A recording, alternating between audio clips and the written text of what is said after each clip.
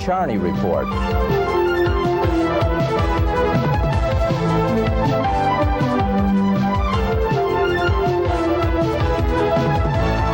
And now, here is your host, Leon Charney. Welcome to another Leon Charney Report, and what a week it was. And you all know about this problem that transpired in Jordan with these alleged Canadian people who try to assassinate a Hamas leader. And now the Israeli government has sort of taken upon itself to make an inquiry there. We know that the passports were forged, and in all likelihood, I think it's been accepted by the Israeli government that these people were members of the Mossad. Who better to talk about spying and this type of work and what these types of situations bring about, not only to Israel or to Arabs, but to all the governments in the world. And Peter Malkin, if you remember, and I'm sure you do, he's the man who captured Adolf Eichmann and wrote a book about it, and then was put into a movie by Robert Duvall, who played Eichmann. And Peter's been on the show for at least, I think, 2 times already. And we needed him today to give us an insight as to what goes on in a broad principle with respect to these situations, because we can't earmark Israel. We can't speak about whether Israel has a responsibility here or not, but we're going to talk about how the whole scenario comes about and how it should be handled. And Peter, I wish I could welcome you under better circumstances, but in any case, welcome and Happy New Year. Thank you. The better circumstances, you don't need me. Okay. So, you read about this Jordanian business. I'm sure you've talked to some of your friends in Israel about it. I don't want to get specific in terms of Israel and Jordan, etc., etc., but tell us, in general, would this be a way to handle a situation like that? For sure not, and I think even you ask these people who were involved in it, they will tell you no. But the question of principle, what is the Mossad and what is the Secret Service? It's good for the CIA, it's good for the FBI. The first thing what we want is really, what we work for is information. Why we need information? Information is mostly, you ask it for prevent violence, not to create violence. I don't believe in violence. You get results that help you for the Secret Service or the purposes we need in the Mossad. So the question is, to decide such a thing, it has to be sometimes very, very, very seldom has to be that you're going to an act of violence. It could be a murderer, it could be somebody like you never can catch him, it could happen. But mostly has to be the very difficult way of collecting information to prevent violence and to find the murderers, to find the Hamas, to find a head before all these things we read about, Tzvi, let's say the CIA had a very hard group of people. They probably were assassination people. And this was a group that was trained in the CIA just to do assassinations. So what you're saying is basically these types of groups or inner groups within the intelligence corps are not necessary or should not exist? I say they should not exist because you open a door for exactly, because if you let this happen, it's easier than to build a structure of collecting information. Because why? In the moment when you find out what's happening and you can prevent these things, you already don't need assassinations. Now, if you open the door to these possibilities, you drive your purposes to another side that is, in the long run, you lose. Now, let's say if we would know in the Hamas, we have a spy, or we have the possibilities to get into the Hamas, into these murderers, and know ahead, we will do much better than to assassinate somebody like this, because in the long run, they are going to continue and you make them a hero. You make them a big heroes that we don't need to do. All right, you were a member of the Mossad, one of the most decorated heroes of the Mossad. You won so many medals from the Prime Minister, we stopped counting, and it's world renowned. When you had discussions like this in the Mossad, what causes a situation to arise where you do send out your assassination team? Okay, let's say something like this. There was no discussions at all because I never was involved in this kind of thing, because nobody tells you what to go into such a team. We are not Russia, the KGB. It's a volunteering. Even you work there, you volunteer to an act. If you don't like it, you don't do it. All my life was to collecting information and to try to prevent the violence ahead. And that is the most important, the most difficult thing to do. Yeah, when you captured Eichmann, were you collecting information? No, that was violence, yes. Right. But what kind of violence was? The first thing, it was really an act, I think, of moral injustice. We didn't kill him, we didn't try to kill him. We tried to capture him and to bring him to Israel. All right, so let me hold you right there. To stand a trial. Tzvi, let me hold you right there.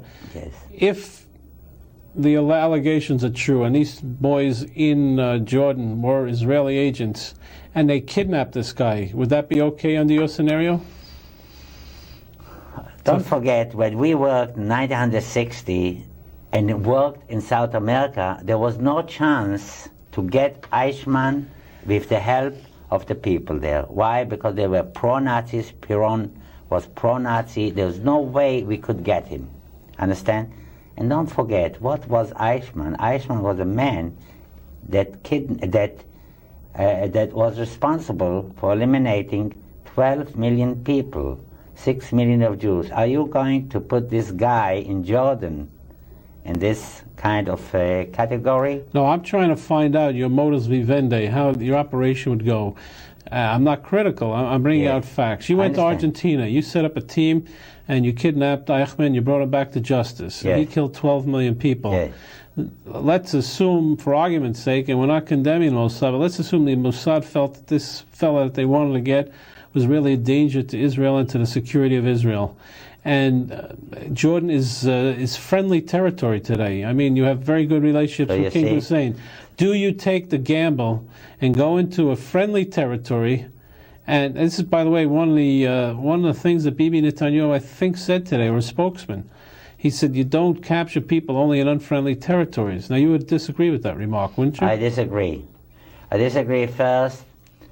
Whenever, from what angle you will see it, the good or the bad, let's say he would be killed or would be kidnapped, there's no way you can make it that's not Israeli. It's who wants to kill him, who wants to do this kind of thing. No way we are going to lose. Second, don't have to forget that Jordan is one of the most friendly, and Hussein, the king, is very friendly. And you don't put him in such a situation that he doesn't know how to get out of it. Now, all the long, you have to remember, 1960 is not 1997. We are progressed. We have done many things, and we have to do it according, the most difficult thing is to collect information. That we have to do. Even you would capture him. All right. Capture him, bring him over to trial. It's already better than to try to kill. Peter, I get a call now. Mengele is alive. He's in Jordan. You take him out? Mengele? Yeah. I think if you had Mengele with the king, he would give you easily Mengele. Nobody will hold Mengele. And this, yes, it's if you would tell me it's Mengele that killed hundreds of thousands of people, and I know he's the murderer, it's not the same case. I would think it over. Sometimes we say, sometimes you do it, but this it looks to me was not the case. You remember in the 70s in Norway, the debacle of the Israeli government when I think they assassinated the wrong people? The wrong man. The wrong man? Not people, wrong. Lillian, what was his name? I don't remember. All right. But, yeah. And this was in not attribution. This was in revenge, I guess, for the killing of the Munich 11 boys. Was that it? Yes. Was that a fair? Yeah. Was that a fair attempt? Look, you talk to a man who is against aggressive things. Even I was once in my life an aggressive thing to capture Eichmann, and I feel good about it. I don't think it's a system that you can continue doing it. It's only very, very seldom.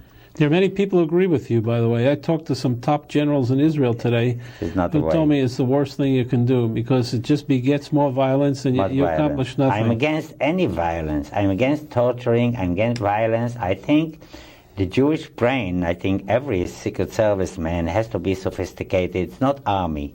Have to be enough sophisticated to get the information out by sophistication. And it's written in the Bible. With cleverness, you make your war, and not with a rifle, and not by shooting. I don't believe in it. I think the good people know how to deal it. I think most of the like America, most of the countries like America, like England, I don't think, and they have good reasons. Let's say the two people who downed the airplane, the Pan Am, right, and they are in Libya. To find them and to bring justice is very important, I think. It's very important. But to start to assassinate, I don't think people have stopped it. You have to concentrate in information and prevention of terror. If you know that some people, it's a danger to your life, and they are going to do something, how do you say, it is a shoot to kill situation, it's okay. So you're saying but I don't believe that has to be as a system. You're saying the whole scenario of attempting to do this thing in Jordan was terrible and incorrect simply because even if it worked well, it's counterproductive. Is that fair? I told you before. And if it's real, I don't know if it's right or not. In any way, it's a big mistake. It's because in counterproductive. any way, you couldn't be clean. You couldn't come out clean. And I don't talk about the operation. It starts from the beginning. The one who accepted it, the Prime Minister, and he, as I saw, he took responsibility. Or the way it was done is nothing to do with the responsibility. It has to be done well. If you take something on you have to do it well. The whole way, I don't believe the system, there's no way, it is not a system, it is bad. In any way we could come out bad. Even if it was not us to do it, it would be somebody else to do it, they will blame us. I agree with you. Do you believe that the Prime Minister has enough time to really go through these programs? He's ultimately responsible. As I understand it, the Shin Bet and the Mossad are under the direction of the Prime Minister. He makes the final call. In order to understand these things, you have to spend a lot of time on it, even if you attempt them. I pity the Prime Ministers, all the Prime Ministers, that they took on themselves with all their occupation, what they're doing around, and they're so busy that they take the responsibility of we had head of the Secret Services, because it's so many things, and to consult and to listen to these things has to be somebody with a second opinion between the Prime Minister and the Secret Service. Because why? Because the head of the Secret Service, the head of the Mossad, it's good for every Secret Service, has an interest to show the best he can. But the other one, how they say, if there will be another one between the Prime Minister and the Secret Service, he will tell him, look, it's not in your interest, not in the interest of Israel. It's not exactly like it has to be. So it is, I think, the biggest thing that the head of the Prime Minister will do, if he'll put somebody between him and the Mossad. You mean an independent controller? Independent controller, that he will give him a second opinion. You heard it on the Leon Charney report from the mouth of Peter Malkin, who knows a lot about secret services, that basically prime ministers are too busy to understand the undertakings of these secret services, etc., and there should be an independent control who really can advise, because what Peter is saying, that these people are really professionals in trying to do the best, and the way they get promoted is if they have successful missions, and not every mission should be accomplished. That's what Peter's saying. Am I correct, Peter? Yes. Can I take a time out for a break, and then we'll come back? Okay. We'll be back after a break, and we'll continue with Peter Malkin, one of the most decorated men in the Mossad in the history of the State of Israel. He even coaxed Abba Eban to come to Argentina on some kind of false pretense, so he got the plane back to take Eichmann back to the Holy Land. We'll be right back. Thank you. We're back. We're speaking with Peter Malkin, who wrote the book. Not only wrote the book, he's the man who captured Eichmann, and was made into a film with Robert Duvall. I believe it was on HBO, and it was a big hit. And TNT, excuse me. And Peter Malkin is, as I said before, I think one of the most decorated heroes of the Mossad in the history of the State of Israel. Peter, you know, it's interesting. As you said before, the Prime Minister is in charge of the Secret Service and the Mossad, and the late poor Yitzhak Rabin was in charge of the Secret Service, which unfortunately befell him. So I guess your concept works. You know, maybe there has to be somebody independent to make sure. Sure. You see, Rabin died, and he was the head of the Secret Services. Right. So his Secret Service that didn't defend him well, and let the car stay in one place, and we say it has to move all the time, the car, from one place to another place. He was the head of the Secret Service. So, in another way, you say that he didn't, observe the way they worked there, and he was killed, and he was the head of the Secret Service. So we could blame him for his death because he was the head of the Secret Service. So that's why you need somebody between to give you his opinion, and he, like you have the national security, what do you call it here in the United States? National Security Council? That's for sure. We have something in the Knesset, okay, but it has to be somebody... You mean the Knesset Foreign Affairs and Defense Committee? Yes, we have. But it has to be somebody that he knows this work. Let's say, take Meir Amit, Zvika Zamir, take somebody who was in the Secret Service. These are all former heads of Mossad. Yes, that you understand this, because this is a very complicated business. And people think security, everybody who finished the army or finished something, he is in the Navy, he goes to be the head, he is the Secret Service. Secret Service, as I said to you before, I don't know about the Navy, I don't know about tanks, and they don't know about Secret Service. And you don't know how to do television shows. Huh? You don't know how to do television shows. Okay, no, I don't know how to do. I say what I know. That's why. No, you're saying something very important. You're saying lawyers go to law school, for sure. Doctors go to medical Secret school. Service, everybody who was in the army, they don't understand that the most sophisticated thing is to understand the enemy, and this is good for everybody. It's good for the businessman to know the other businessmen. But to understand the enemy in the Secret Service is the most important thing. And also, in the Secret Service, you can't make mistake like in the army. Kill somebody. In the moment you see these people, who they fail forever. Well, you said something interesting to me between the time out.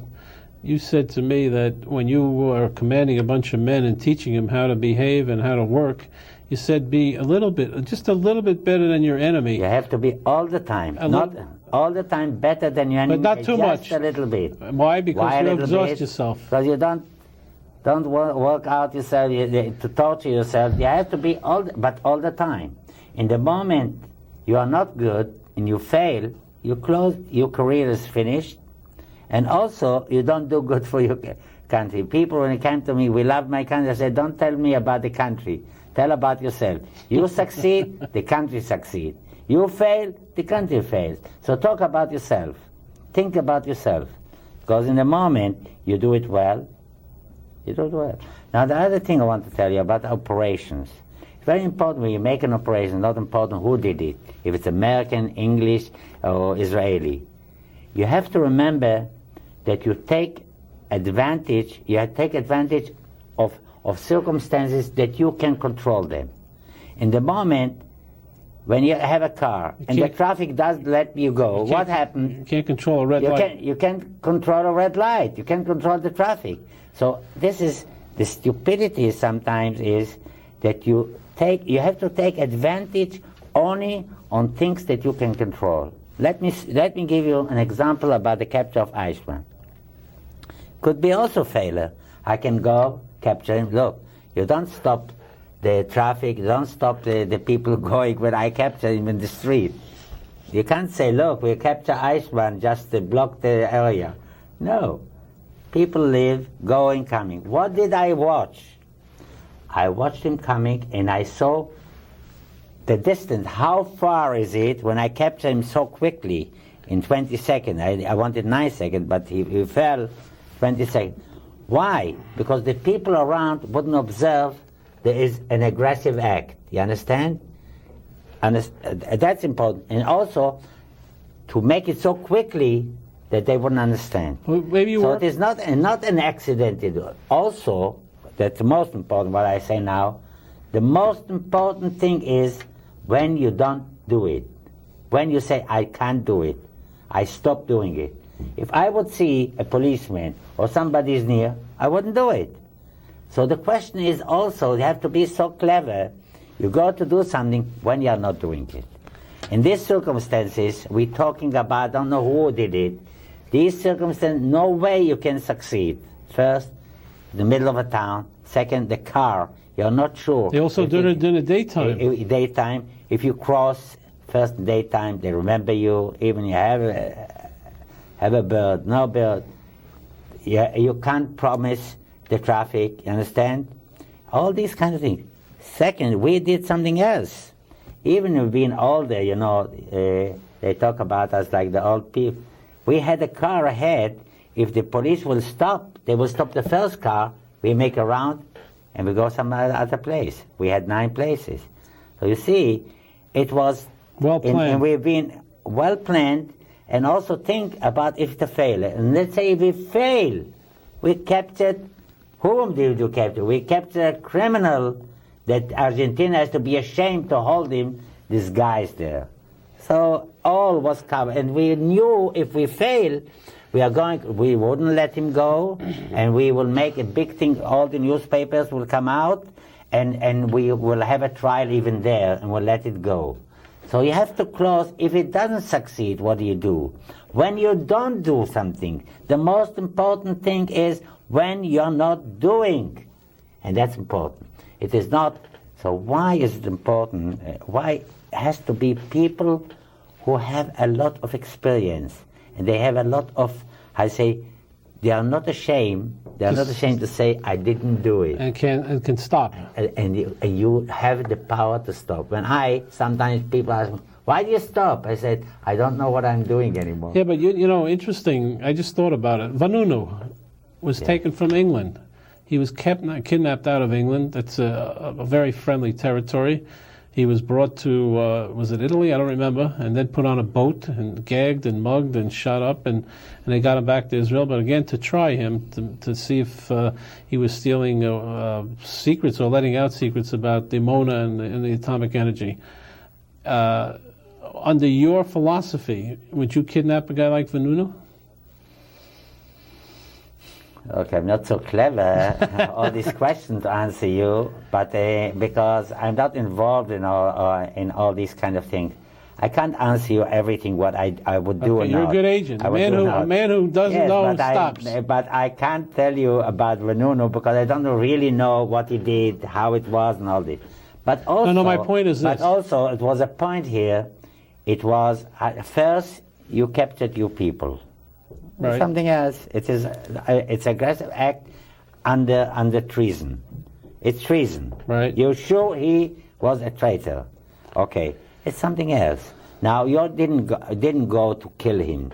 If it would succeed, okay, you have it. Look, you can do everything as long as you take responsibility. Now it has another how do you say, atmosphere. The atmosphere is treason. He lied. He betrayed you. He betrayed you. You didn't betray him. He betrayed you. That's why you have the right to get him back, because he is you man that betrayed you. That happened in France, and nobody will blame you. Okay, they will say, well, how did you take him out from England and all this? But after all, you took a man, from somebody, and you didn't want to kill him. You put him on trial. I wouldn't say that everything is not right, but in the moment, the principle has to be, when we're talking about an enemy like Hamas, the principle has to be to get the sources of information to prevent. That's something else. It's not tomorrow. Vanunu takes his 100 once in a while, 50 years. Hamas, you have it every day. So what? You're going to kill all the Hamas people? No. You're going to kill all the leaders? No, it's not. This is not the answer. You understand? Okay, but because you don't have to forget that any system that you use, and you open a new system and an old way, they can use it also. You have to think about these things. What you do if you don't succeed is the most important thing. You have to have the courage to understand if you don't succeed, what will happen. Do you think there are any agencies in the world and any countries who think your way today? But we think what? Who think your philosophy? Are there the CIA, the M7? I think the most of the CIA for sure has my philosophy. Is that right? Sure, yes. And the English? I think yes. French? Most of them. What we're talking is exception. What we're talking today, I think, is even in Israel an exception. But I'm afraid not to make the exception the rule. The rule. There should be an exception. Let me divert for 1 minute. I know it may not be your area. Do you think that if Princess Diana, if did she have real security there? Can the paparazzi? I mean, you know how that stuff works. Do you believe all those stories that it was the paparazzi that killed this woman? If she had me, she would stay alive, and I'll tell you why. I would never let a driver drive this kind of thing, because I prevent it in other places. I said, I don't want you to drive quickly because you follow somebody. No way, this is the system. You mean you're being followed? Somebody, no, if somebody, let's say we follow the Russian or this, said, no, this is not the system. And then you're going to be killed, be accident. You have to be sophisticated enough, not by violence. The same story. Now, what would I do? The driver, I would never let a driver to drive this kind of speed, because in the end, you're going to be killed. And that's the mistake. You don't... So who do you blame? Her security person?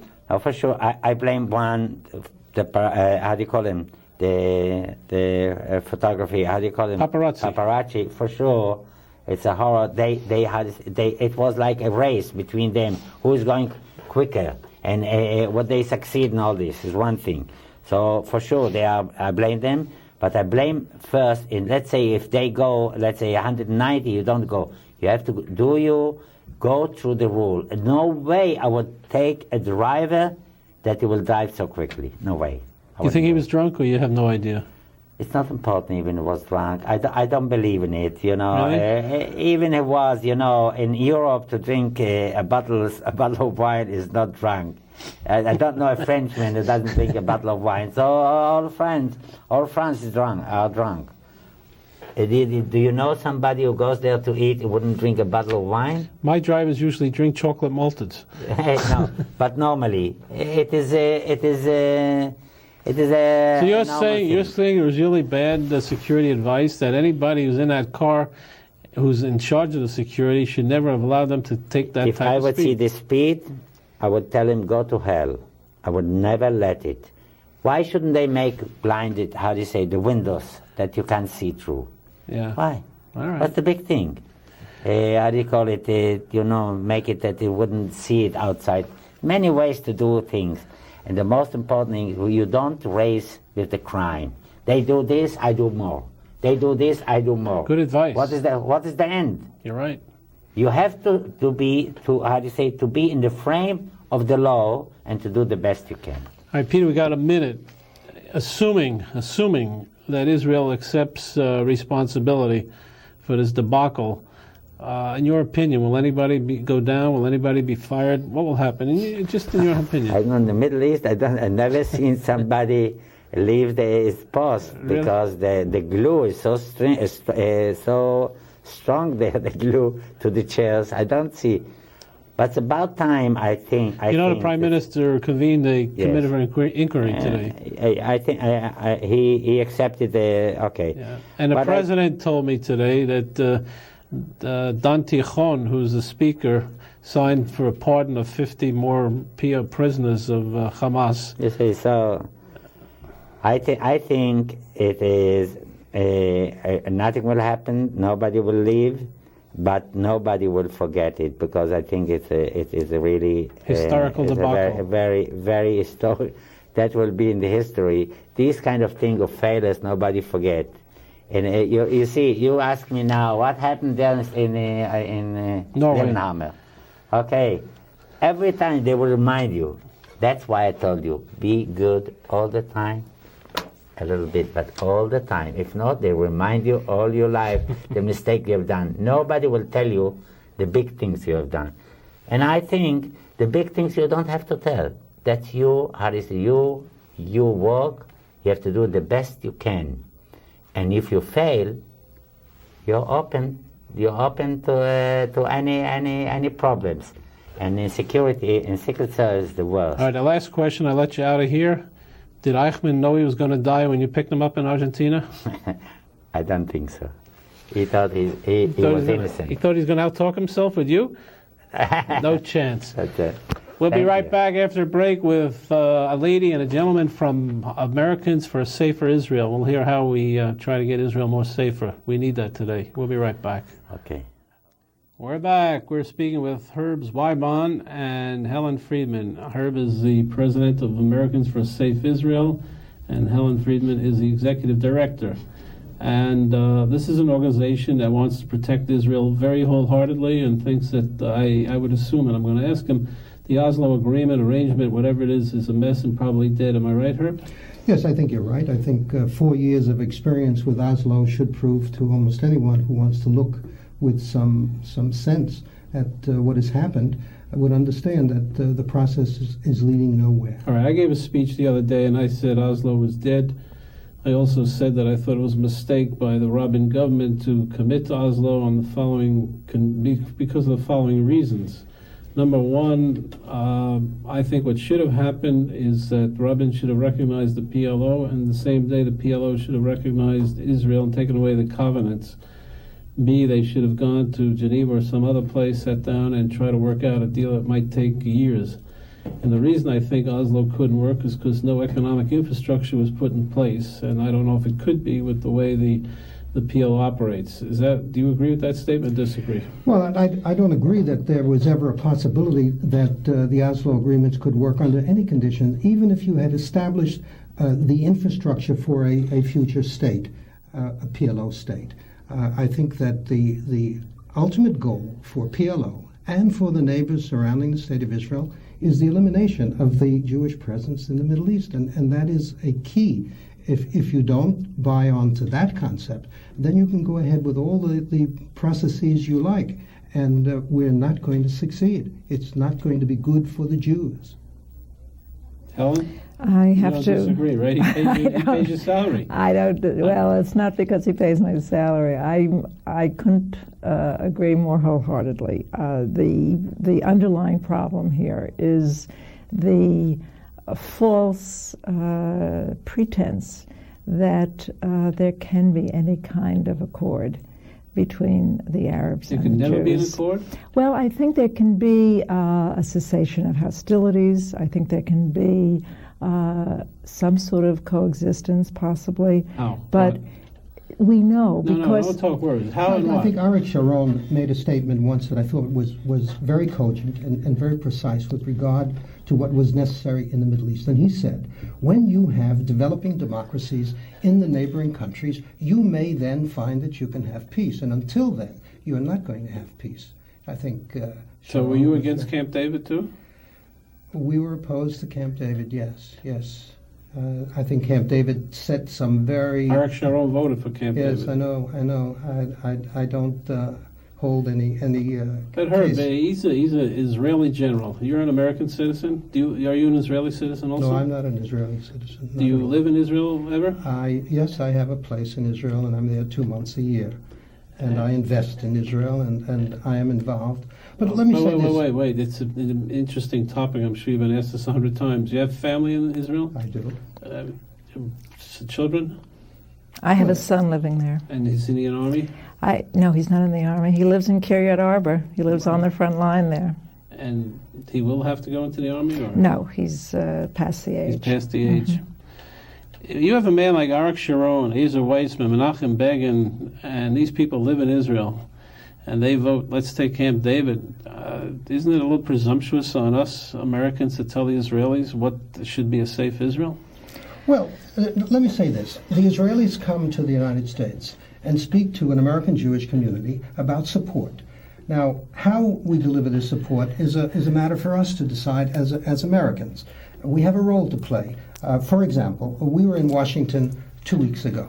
We had some 50 people up on the Hill talking to the Congress about what we thought the Israelis needed in terms of support from the Congress. We're convinced that this administration, the Clinton administration, is pressuring Israel, pressuring Bibi Netanyahu to do things that he doesn't want to do, that he has never agreed to do.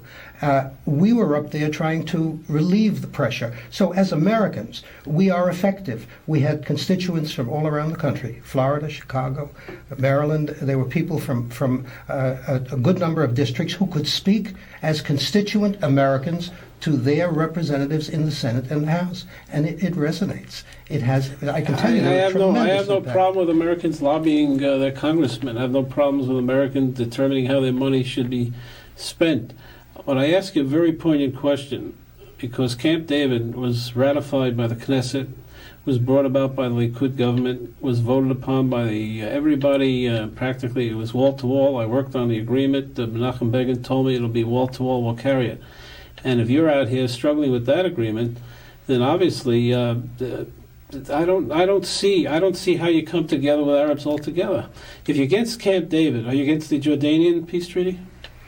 Well, not really, because the Jordanians are not an important part of this whole equation. They are a small, ineffective country without a tremendous army, without the capability of causing any damage. So you have a peace agreement. Look, until you have a peace agreement... are you against that agreement? It's not a democracy.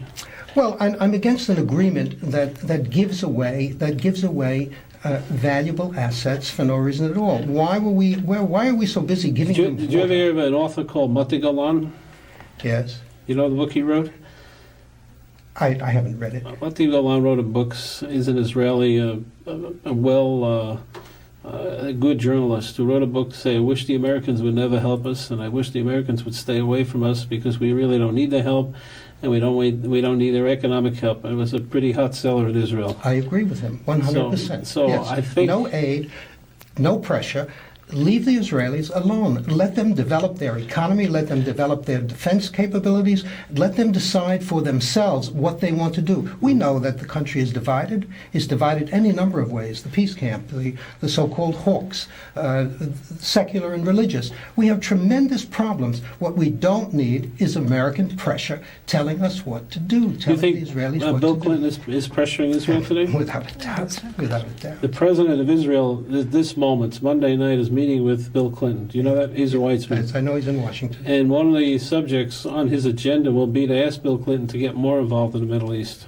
And he's the president of the country. Yes. Well, I think he was off base quite clearly when Albright came to Israel and he said, "Go do your job on Bibi Netanyahu." He said, go bang heads. The two sides, knock heads together. I know exactly what he said. I speak to him all the time. He said, knock their two heads together and get them talking. Now he's the president of the country. You think he reflects the sentiment of the people of the country? Half the people.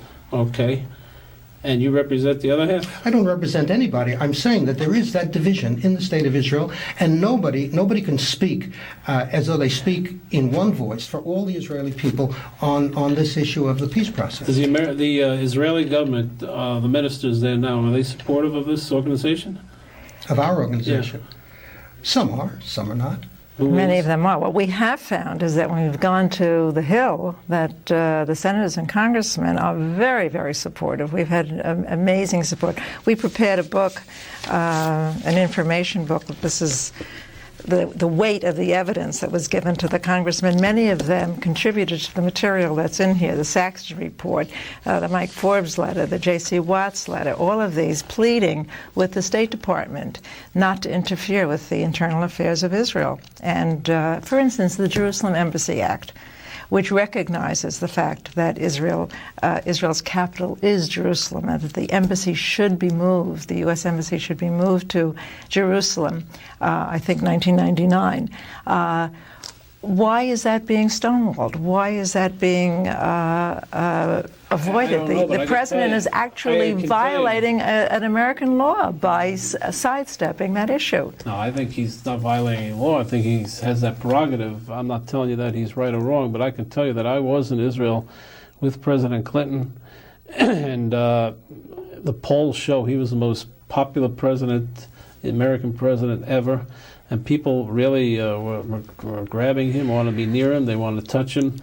And I for one, I can't believe that Bill Clinton is anti-Israel. I just can't believe He may that. not be anti-Israel, but he's very much pro-Bill Clinton, and he's interested in doing things that will make him look good. He was the one who stood between Yasser Arafat and Yitzhak Rabin and pushed them together so that they shook hands. That was preordained, Helen. Okay, now he has to make that thing work. Do you know that or you don't know that? That was a preordained setup. Yitzhak Rabin had agreed to it beforehand.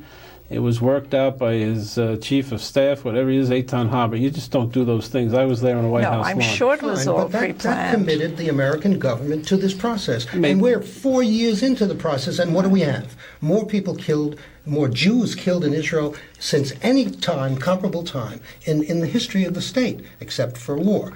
But we continue to press. We continue to build up this process, which you apparently admitted was dead. Now, what are we doing? I mean, we keep pumping air into this dead thing, hoping to bring it back to life. That is the Clinton policy. That is Mrs. Albright's policy.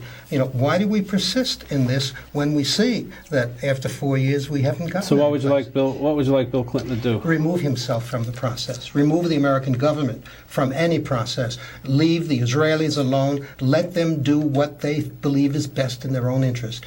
They have a democratic process. Let them decide without the pressure. Right. There's no reason for Dennis Ross to be sitting there in Israel today. Why do you think he's there?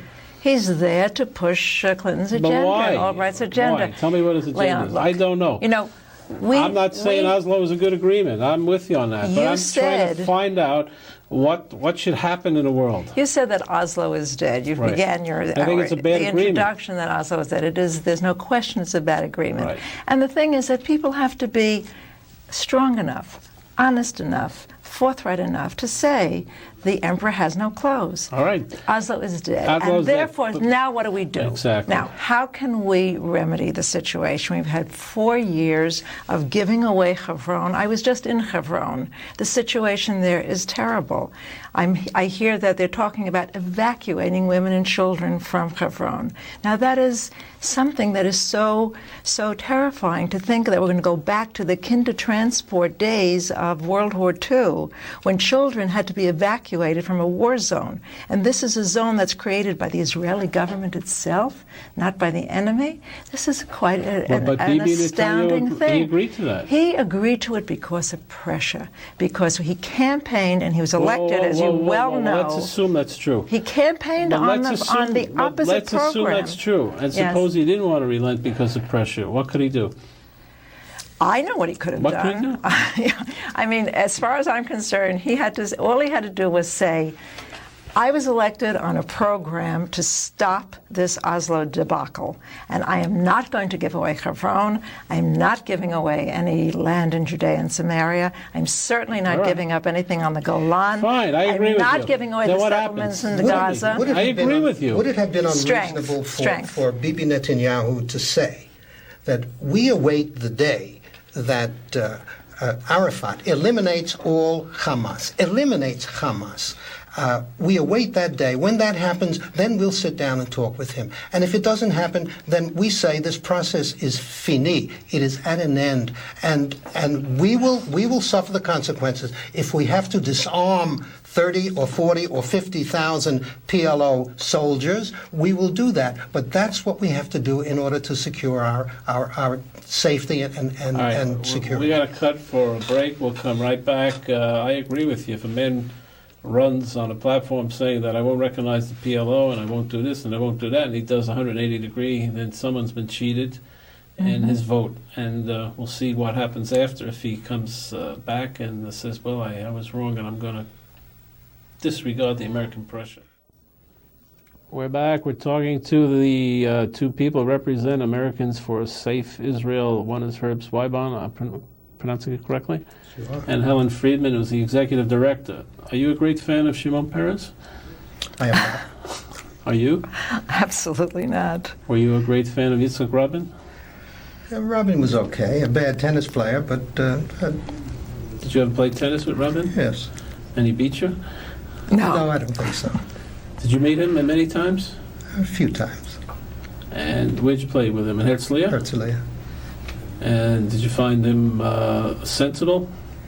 Well, sensible in a very careful... Did you ever have a real conversation with Yitzhak Rabin other than playing tennis with him? Well, not Did you play really. singles or Not- doubles? Doubles. He you doesn't really play. get to know He him. doesn't play singles. Do you love the youth? What's your impression of the late Yitzhak Rabin? I have to judge Rabin and Peres on this latest participation of theirs in the Oslo signing. The whole thing was done in a very underhanded way. It was not done with the cooperation of the Knesset, with the involvement of the Israeli people. It was done. That's true, by the way.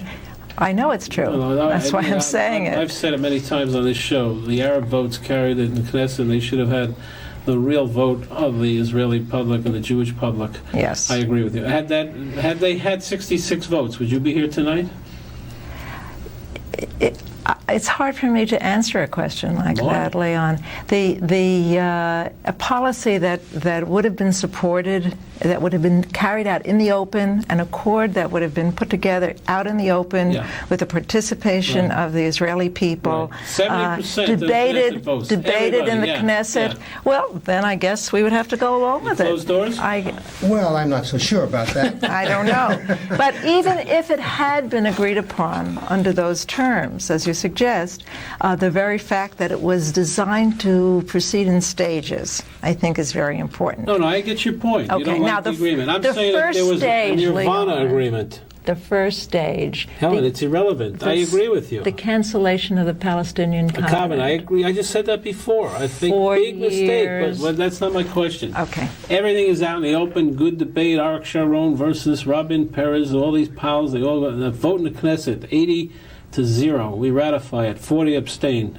Would you be in business? Yes. Why?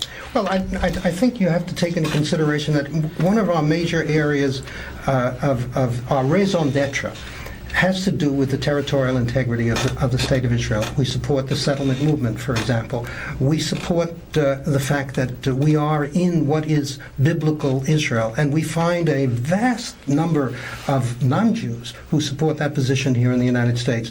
In the Congress, there are people who say to us in amazement, "You're giving Bethlehem to You have the no Arabs?" voting right in Israel. So what? If 80% of the Knesset vote for an agreement, I am very accustomed to being in the minority, and sometimes in a very small minority. It doesn't make us wrong. It doesn't make us wrong. It doesn't make you wrong or right. It means that you want to have a platform. Okay. What do you think of Menachem Begin? Menachem Begin was a great leader who could have done much better things. For example, there is no newspaper that is controlled by the right in Israel. We don't have institutions which are dedicated to the process of building up the nationalist movement, the concept of love of the land. By the way, it's very interesting that the Land of Israel movement, which came about in 1967 following the war, were Hashomer Atza'ir guys in the main.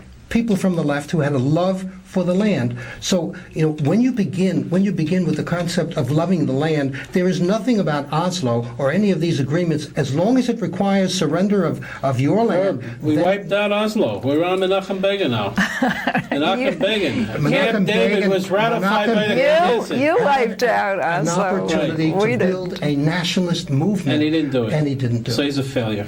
Well, not a failure, but he failed in that regard. He failed to You build. know anybody who's perfect? Except you. Well, yes, there you are. Are you Orthodox, by the way? I'm not Orthodox, no. And are you, Helen? No, I'm not. So what's this biblical business with you? Why not? I believe in the Bible. You don't have to be Orthodox to believe in the Bible. I'm a conservative. I'm a member of a conservative shul. I believe what I read, and I believe that the Jewish people have an inalienable right to have that territory. It is Jewish land, historically, religiously, in any way that you think. And in terms so why don't you go and settle it? Well, I'm helping. I'm helping. No, I'm serious. Personally? I think you would have a greater platform if you lived in Israel and you voted there and you paid the taxes and the whole schmear, No, you're absolutely wrong. Because I can do much more effective work right here, and absolutely true. I want to give you an example. Tell me which organization in the United States supports the nationalist movement in this country. Tell me one. The what? The nationalist movement in Israel. Tell me one organization that supports. The Likud here in the United States. Well, what do you mean? I don't want to be. I don't want to be run critical. A whole slate. I don't want to be. Let me give you an of example. Yes, I know about the slate. The Likud in the United States has no effect. Has none whatsoever. Yes, they can run a slate and probably do a very effective slate, including some people who are presently in the room. They really have to support the program in Israel. They really don't have a choice. I want to give you an example of the kind of work that Herb can do from here that might be very difficult to do in Israel. Right now, there's a case in court. The chairpeople of Zohar Tzenu, the organization, This Is Our Land, Moshe Feiglin and Shmuel Sackett, who were involved with civil disobedience acts in 1995 before the election of Netanyahu. They blocked traffic. They called out large numbers of people in order to protest the Oslo situation. Okay, they were. If they were here in the United States, I don't know, maybe they'd be fined or something like that. In Israel, they were found guilty of sedition. Sedition. It's defined as... All right, so you want to support them legally? We are supporting them. I have no problem with that. We are supporting them. I have no problem with that. Of course not. Of course not. But the point is... My problem is, where do you stop? I mean, as an American Jew, I'm an American Jew. Where do I stop telling the Israelis what land they should settle? Your son can do it, by the way. He sits there, he lives there, he should do whatever he wants. But we, who sit here, don't have the right, after the Knesset of Israel, which is duly elected and representative of the people, votes for Camp David. They accept it. Oh, wait a second, Leon. You know that the Knesset does not have, the representation is not the way it is here in the United States. You know that the Knesset members are responsible to the party. They're not responsible to the people. That's true. That's true. No. Yes. Not under the election law. The new election law just separates the prime ministership. Ruby Rivlin ran totally on his own. He ran his own primary and became elected delegate. It's not true. And Israel is known to have the finest democracy in the world. Leon, you were involved in Camp David as an American Jew. Right.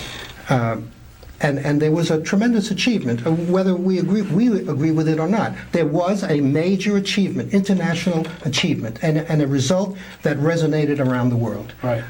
Did you have a right to be involved there as an American Jew? What were your My role was a facilitator.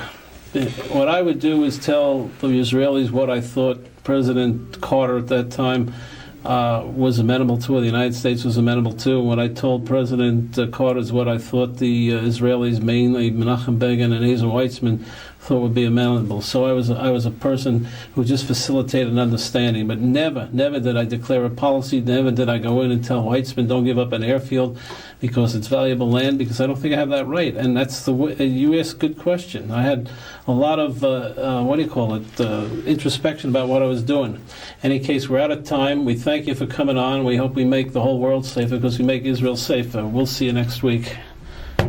Sorry, I ran out of the clock.